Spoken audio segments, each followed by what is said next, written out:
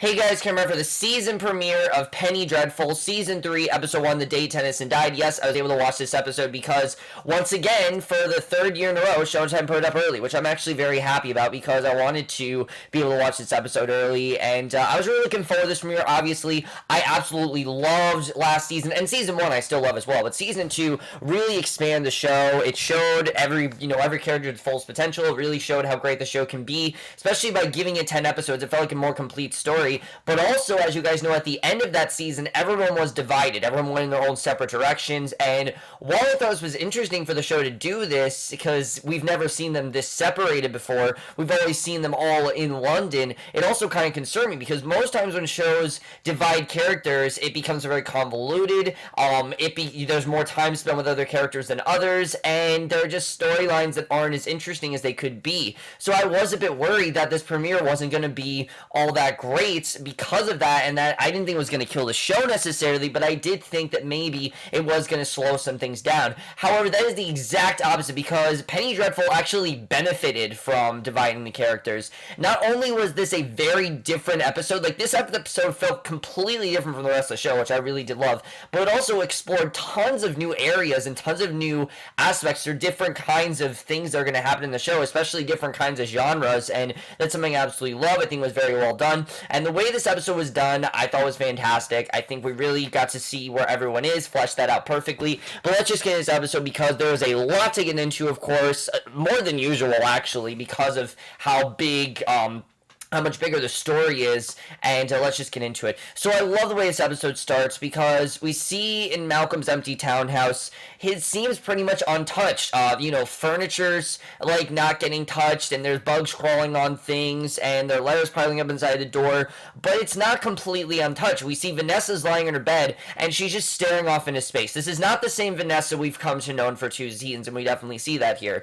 She finally goes downstairs to the kitchen to feed herself because she needs food, and there's a knock at the door, and Vanessa cowers away. At first, she does not want to answer this door, and Lyle calls out, says that he knows Vanessa's there, and promises that he won't leave until she answers, and finally, she decides to let him in. You can tell for a while she doesn't want to, but she does let him in, and takes a seat, and the bells toll throughout London, and Lyle explains basically that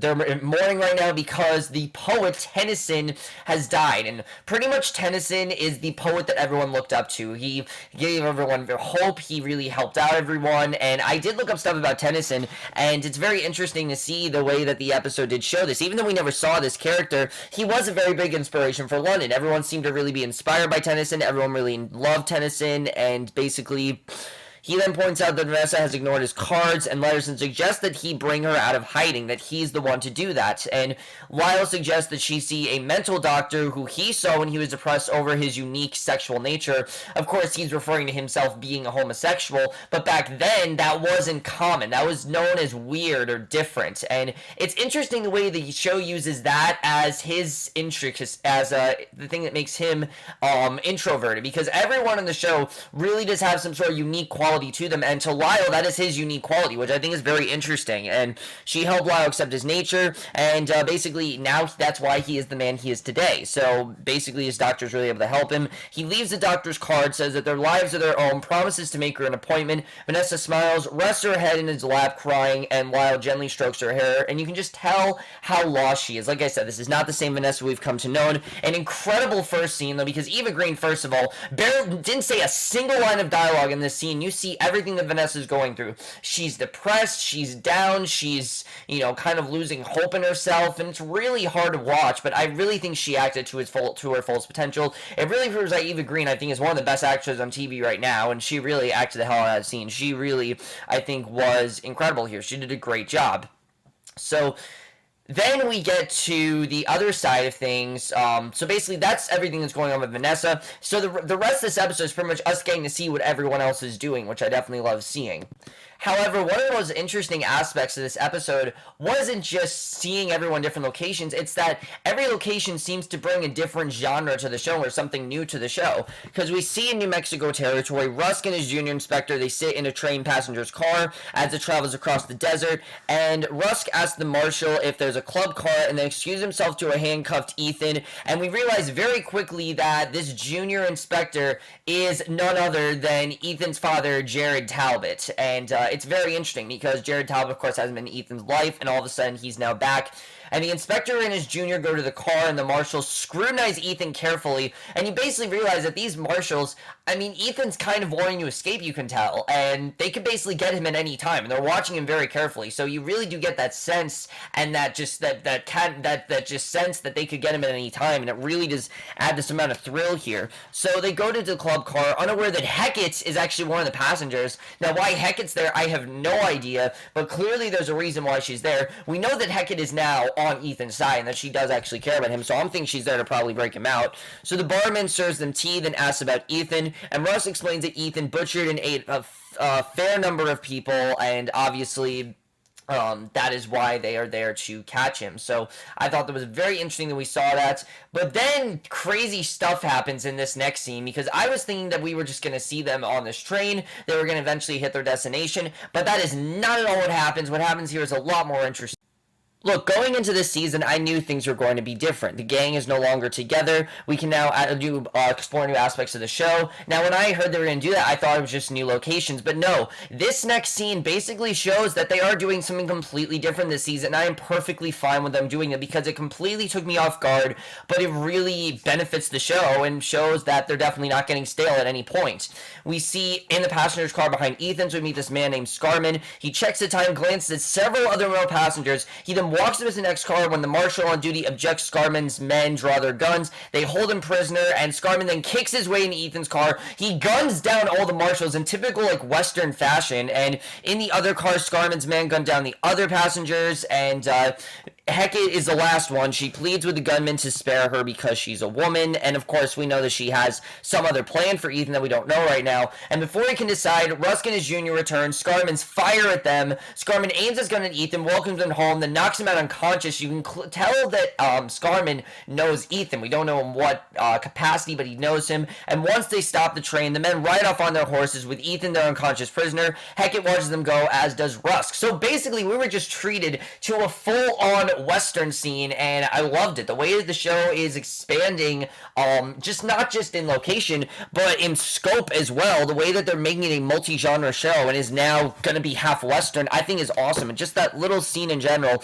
really makes me interested in seeing what's going to happen with that. I thought that was really awesome, and I definitely really love that. So I can't wait to see what's going on with Ethan. I think it's going to be awesome, and it's way different than anything else we've had in the show before, which I definitely really do love. So then we go to German East Africa, where we get reintroduced to Malcolm, but by far, out of all the characters, Malcolm is the one that really hasn't changed. He still is who he is, and it would make sense, because we know that Malcolm basically wanted to leave London in a sense of rediscovery. He wants to explore new worlds, he wanted to leave beyond London, he just didn't feel it was safe anymore, and he just felt that he needed to go to Africa. It was safer for him. So basically, he writes this letter to Vanessa. He says that he buried Sem Ben in a private ceremony. The locals have been run off for taking off as slaves by the German and Belgians, which of course that was common then, of course, slavery, things like that. And the land is tainted as far as he's concerned. He promises to cable when he knows his itinerary, because he doesn't know really where he's going to go next, but he already has grown tired of Africa. Any hope or any possibilities that Africa had, it's now gone because of the fact that there's slavery everywhere, because of the things he's seen. You can tell he's very affected by it, and just because we didn't see it, just from listening to these words, we can tell how affected he really is. And later, Malcolm makes his way through the streets, giving money to a beggar woman. She offers to prostitute herself, and several men then, he declines, obviously, and several men then surround him. The woman then draws a gun, but a newcomer throws a knife into her head. He attacks her accomplices, and Malcolm defends himself, killing them. And once they're down, the newcomer, Kaetenay, I think his name is, I'm going to say his name, Kaetenay, something like that. He takes their scalps, and he addresses Malcolm by name, saying the old traditions die hard, and we don't know who this guy is, but clearly he knows who Malcolm is, and that scene was just awesome. I absolutely love that. We'll get back to Kaetenay in a second, though. So on a ship trapped in the Arctic ice, the sailors slowly freeze and debate whether to eat the human flesh of their dead comrades rather than starve, and we see this is where John is. We know that John went on that ship basically to isolate himself from the world completely, and not only is that happening, I mean, things are really bad on this ship. We see John is crouched nearby as the ship shakes from the ice. Now, at first I thought John was hiding from the sailors, that they didn't know he was there, but the ship doctrine says that they should die as men, and John laughs briefly because obviously he's not a man, and they don't know that, but basically that's why he thinks that's funny. So the cabin boy's dying. The doctor confirms that he's not long for it and that he definitely is going to die very soon. And one of the sailors draws his knife, says that they should haste in the end, and I like the conflict going on here. We don't know who this sailor and doctor is, but the sailor feels that they should basically take care of this, that they should just let the boy die naturally, while the sailor thinks that they should actually kill the boy. That might be the best thing to do. So John at first blocks him. You can tell that he really doesn't want to kill this boy, and the sailor says they should put the boy out of his misery. And unmoved, John holds his ground. The sailor drops his knife after a moment, and John does. Basically, John goes to the boy. He sings him a song. We get this incredible scene where we actually see John have a brief memory of parents singing the same song as he lay sick as a boy, and it's really the moment of us realizing and John remembering the man he used to be. And I don't know if his name actually was John Clare. I feel like that had to be his name. I mean, we know he got that from an author, but the doctor confirms the boy only has a few days, and John breaks the boy's neck before the sailors can kill him. He then wishes them luck, goes topside telling the crew that he's going home, and it's a very powerful scene. You see, not only has John killed this boy, basically done what they want him to do, but he's also kind of realizing who he really is, and he walks across the ice unaffected by the cold, obviously because he's dead, and we know he naturally has cold hands. So John, I think, is going to be the one that is going to get to back to England, back to London the fastest. I think that's exactly where he's headed. That's where he wants to go, and I can't wait to see where that goes. So Malcolm and so basically I thought that was a very powerful scene. I really enjoyed what happened there. I thought there was some really, really great stuff there. I definitely really did appreciate that, what happened with John, and I think we really are going to, I think John in general is really going to remember who he really is. He's not just some creation from Victor. He does have emotions. He does have those feelings that he can't really comprehend, but I think he really didn't want to kill this boy, but he wanted to basically just get away from the ship because it hasn't gone the way he wants to, and I definitely love seeing that.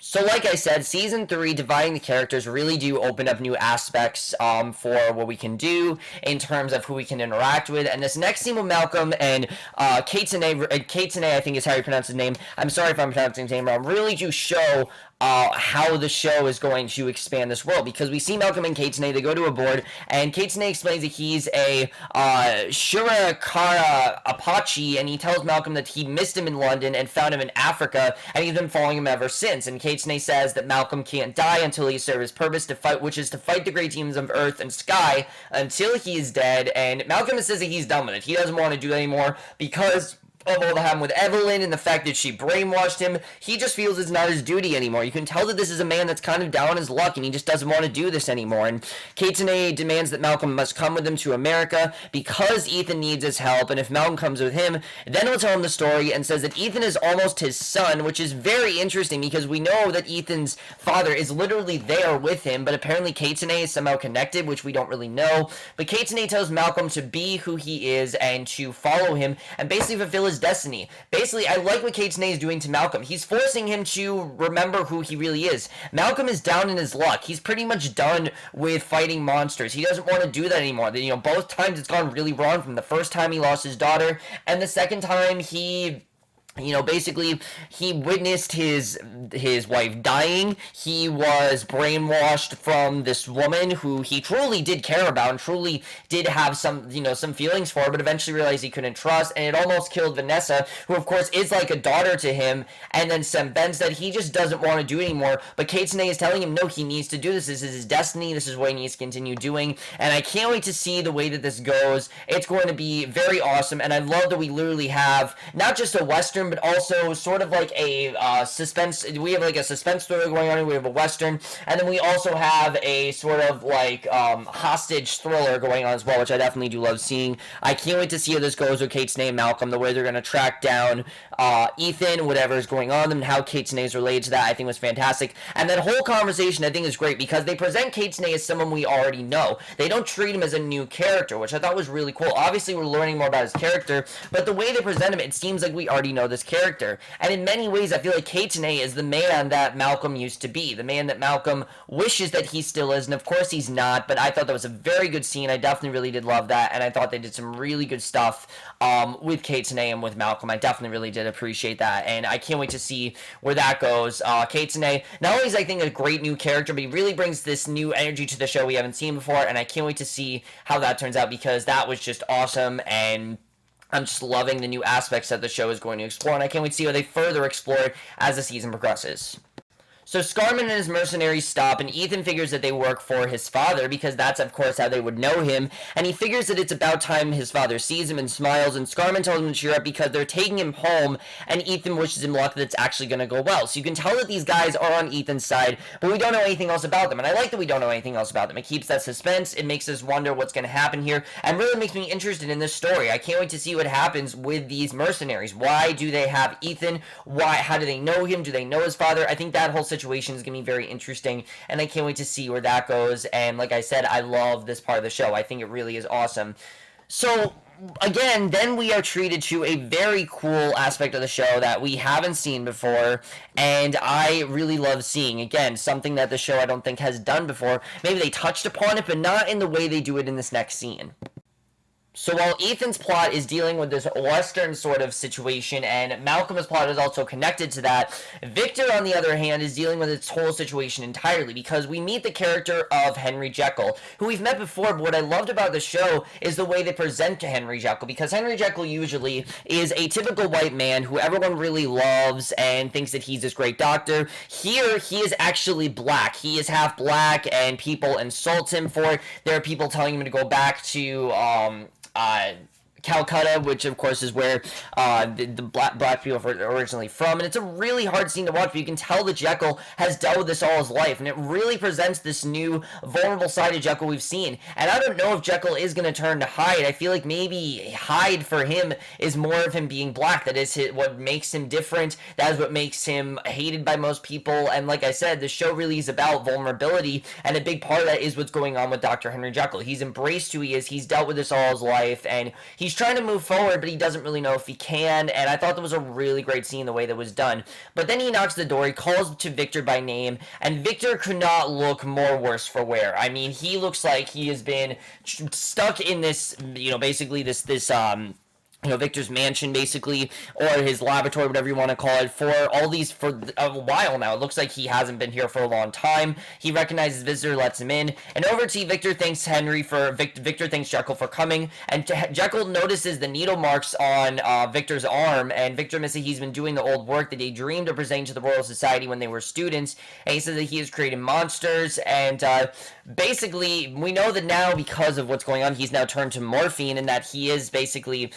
we know that he can't feel the veins in his arm, so it's going into his hand. I really think the show's starting to touch upon that more as Victor's addiction. And he says that he's created monsters, and Jekyll says that he is his true friend. And satisfied, Victor pretty much tells him everything he's done. And the dynamic between Victor and Jekyll we really haven't seen before. Of course, we know Jekyll as a character, but we really haven't seen him in the way we do in this episode. And I really thought it added this just much-needed partnership between Victor and Jekyll. And Jekyll, we know that Victor is slowly starting to lose his mind, and I think Jekyll is going to be the one to make him fully lose his mind, which I can't wait to see what happens with that.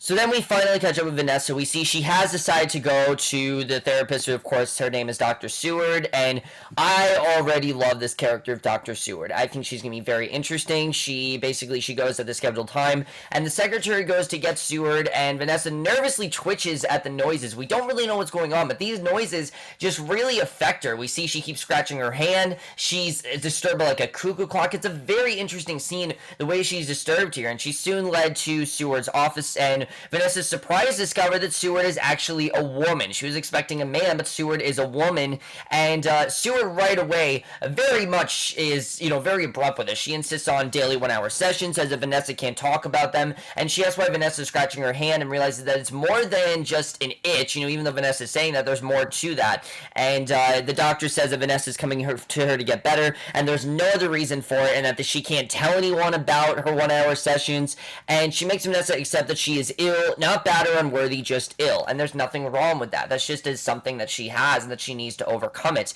And Vanessa hesitantly explains that she has a large inheritance, and I really feel this is a moment we've been building up to since the beginning of the show. We've known that Vanessa's had these problems, but now it's really starting to affect her, and now she really does actually need the help. Before it seems like she could do this on her own, but now it's really gotten to the point where all her friends have left her, and she really is all alone, and she can't really function by herself anymore. She needs someone to help her out, and I think that's Seward is the one to do that.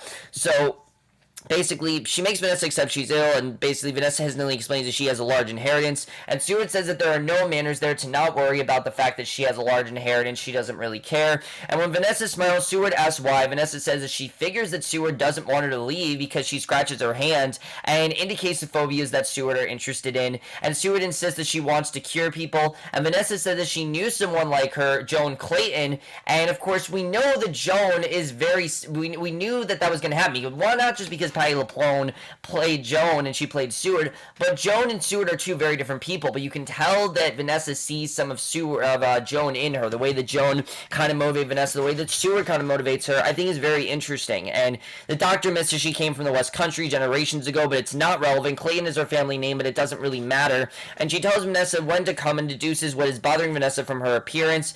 Seward concludes that Vanessa blames herself for being alone and recently lost something important to her, and she points out that Vanessa seeks dark, impossible men, so that her relationships will fall and they will fail, so that she will be alone. That's basically why she's gone to Ethan. That's why she's gone to Dorian, because these men are dark, and she knows it's not really going to work out, which is very interesting and really does show why Vanessa is in the world that she is, and so she can blame herself. Vanessa agrees to return, and Seward tells her to break the cycle for one day by doing something she's never done before, something as simple as eating a food she's never ate before, or talking to someone and having a full-on conversation, and then tells her about it before their next session. And it's a very interesting scene. You really do see that Vanessa now knows what's going on with her, that Seward already can tell there's something going on. You really do see that there is something luring with Seward that I definitely do want to get into, but there were a lot of things I definitely loved about Seward's character that I really do want to talk about, and something that I think they really handled very well was what they did with Seward's.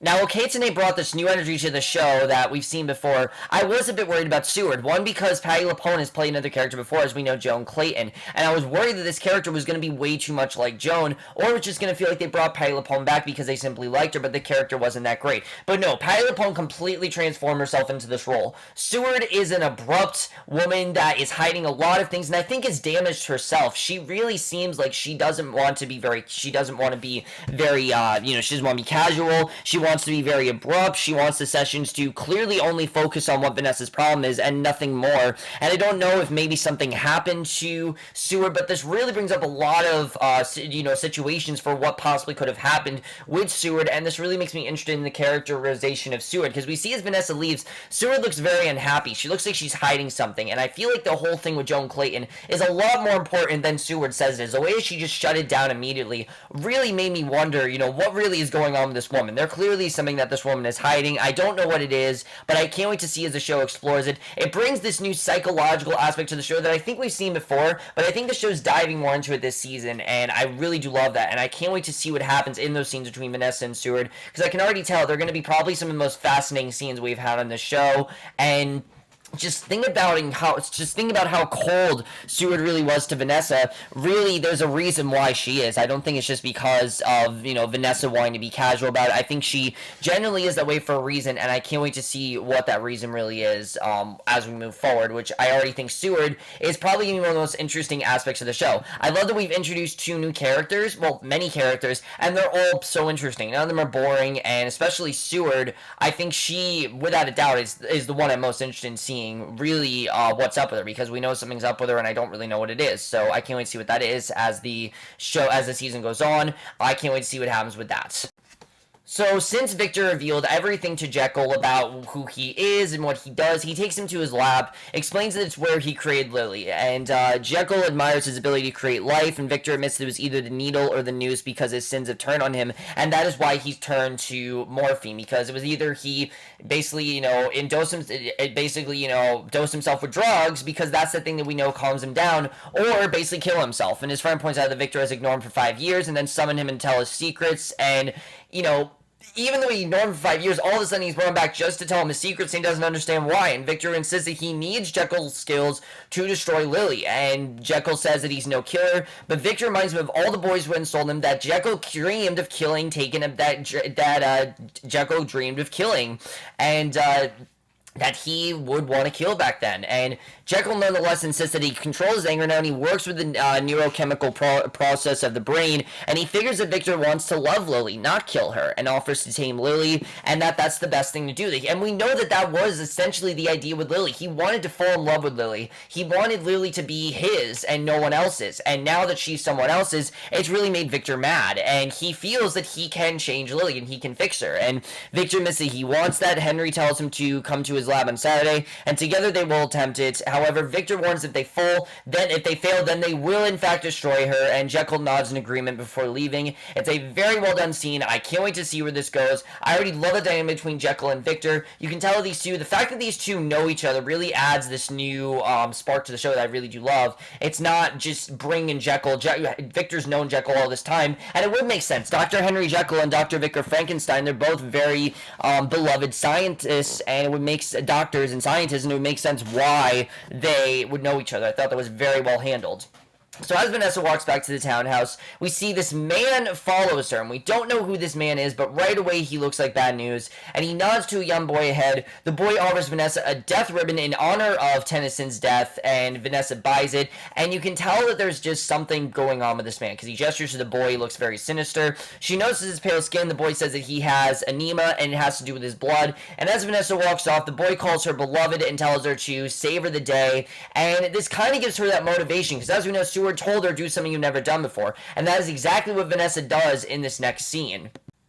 Last season, we really got to see the bonds that Vanessa has with each character. We know every character she seemed to have perfect chemistry with, and she just worked perfectly with. And this season, of course, we know she's been very isolated. She really hasn't gotten to talk to anyone. She hasn't seen anyone, mainly because, one, she hasn't really cared to, and two, also because she's been completely isolated and doesn't want to go anywhere. She even hates the sun, which Seward said, which is very interesting. I can't wait to see what's that all about. But basically, she does actually decide to talk to someone here, which may or may not be a good thing. Vanessa notices a nearby museum. She decides to do something different by visiting it. She sees a stuffed wolf and studies it for a moment and then moves on, and she comes to cases of scorpions, and right away she meets this guy, Dr. Alexander Sweets, who knows pretty much everything about scorpions that she does. The fact that the smallest ones are the most dangerous, and that an albino one, a death stalker, figures that most people say the scorpion because they're dangerous, and Vanessa says that she touched a scorpion before and figures Sweets for a zoologist, that he is a zoologist, and he introduced himself as a director of zoological studies,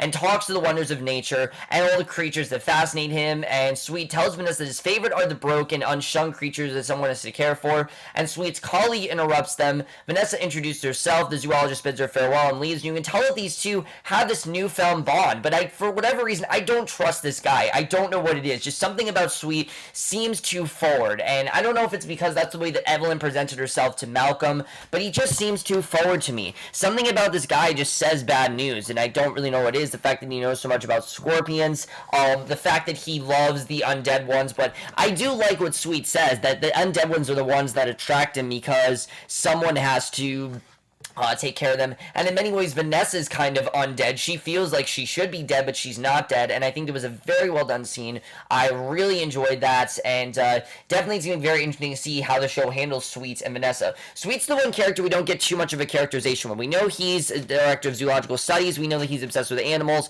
but just something about him I don't trust, especially because those two men she saw before. Something about him just doesn't ring right with me, but we'll have to see what happens with that. But of course, Vanessa, this really gives her this new sense of confidence. She is going to go back to her old self, and we really do see that she is trying to turn things around. Showed in the next scene, which was brilliantly done by Eva Green, in my opinion at least. I think she really killed this next scene.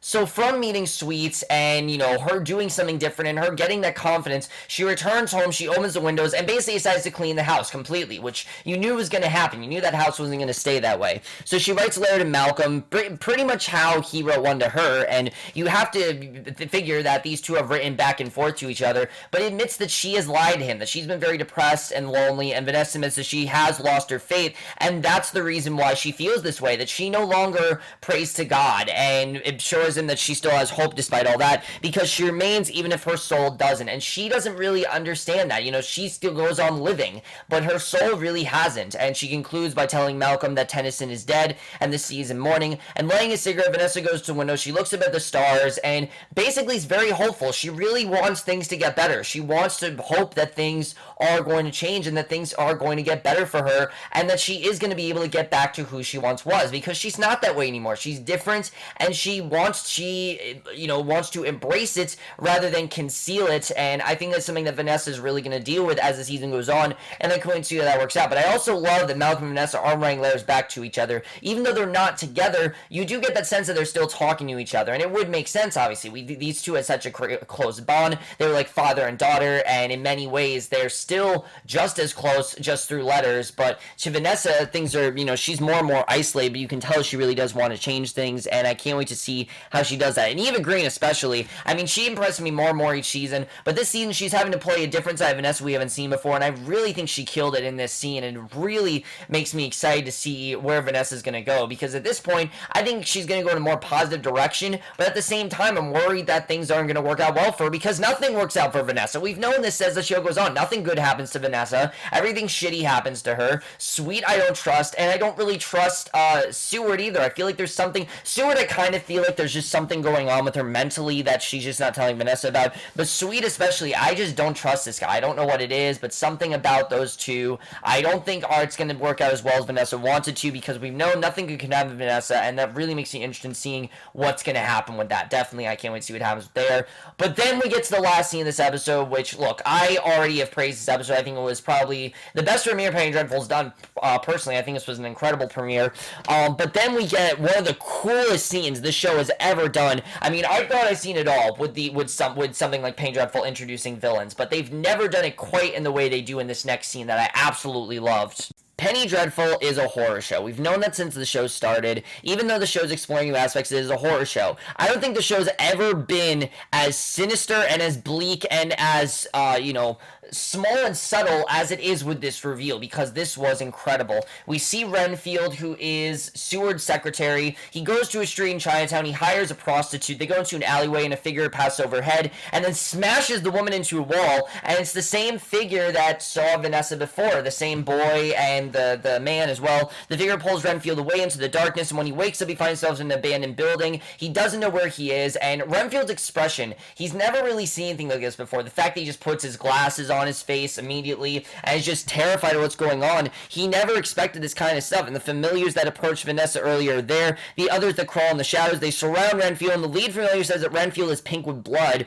which we don't know what that means, and basically the master enters, the familiars all back away, bowing, and the master tells Renfield to have no fear and orders him to look on. Now, it was really cool. When the familiars leave, they basically all back away, and they all turn into, like, these animals. And their master basically tells Renfield to have no fear, orders him to look on him. He asks him about Vanessa, and Renfield says he knows nothing, because he does know nothing. He has one encounter with her, and he knows nothing about her. But it's clear the master wants her. The master tells him to learn more and informs him, opening her secrets to him. He then has Renfield bend his head back and give him his neck, and sobbing, Renfield does so. The master takes his blood, and we find out that this master is not just some master we have met before. This is, in fact, Dracula. That line, "My name is Dracula," is an incredible line. It's an incredible way to end the episode, and it made me go, holy shit, this is going to be an incredible season. I mean, I didn't think anything could top Evelyn, but that guy seems creepy as shit, and I can't wait to see what his agenda is. Yes, we've had vampires on the show before, but not like in the way we've seen Dracula. Dracula clearly has a bigger agenda.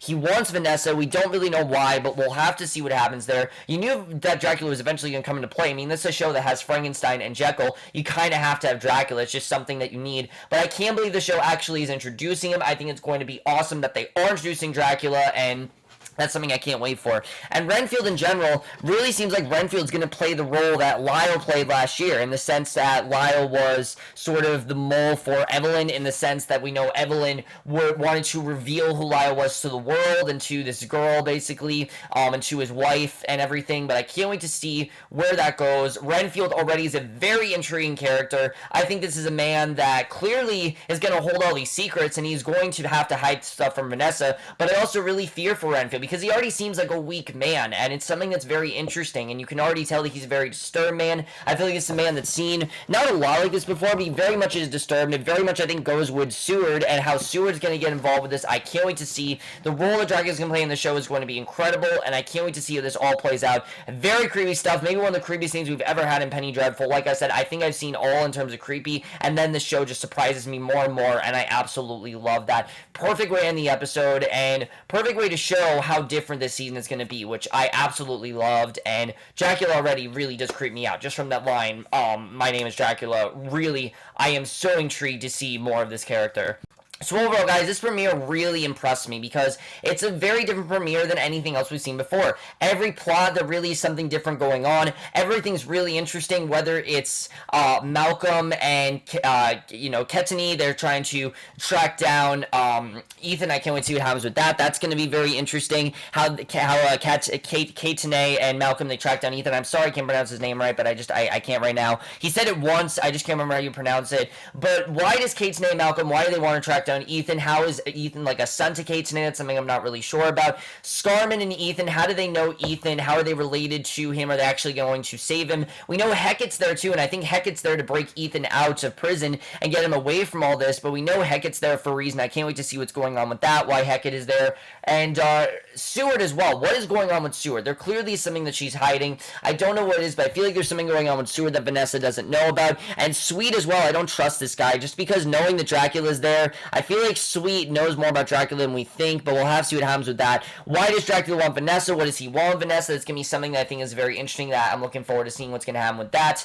Jekyll and Victor, is their plan going to work? Obviously, Jekyll feels that they can save Lily, that they can give her back that love and affection that she gave Victor before, but we know that Lily was just pretending the whole time that it really is Brona behind Lily. That really was Brona, that Brona realized who she really was, and then now she's become a monster, pretty much. And again, we didn't see Dorian or Lily, but that is common for these premieres. The first episode we don't see Dorian and Lily. That's just something that the show has always done. I think it really is interesting the way the show does that. Focuses more on the key characters than it does on the other characters. And then as far as the only other situation I guess we gotta talk about is John. Is John gonna get back to London? Obviously, I think he's starting to rediscover himself. I can't wait to see how that goes. The fact that he's remembering who he really is. And then as far as Vanessa, is she going to be able to get back that hope that she has? Is she going to be able to face her demons? I mean, the season is clear about every character trying to face their demons, whether it's Ethan trying to realize that he is this werewolf and that he really is this killer,